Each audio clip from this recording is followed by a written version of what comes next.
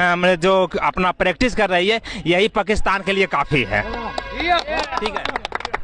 और मैं बता देना चाहता हूँ, ये आनंद जी हैं और बहुत दुखी हैं क्योंकि हाँ, अच्छा कोई बात नहीं है। ये सोचे थे कि एक अगर होमगार्ड की का भी अगर जॉब लग जाएगा तो जिन्हें इनसे ये शादी करना चाहते हैं उनसे शादी हो जाए, लेकिन लास्ट में आज उनकी शादी है और ये होमगार्ड का मतलब कि अभी कुछ हो भी नहीं पाया।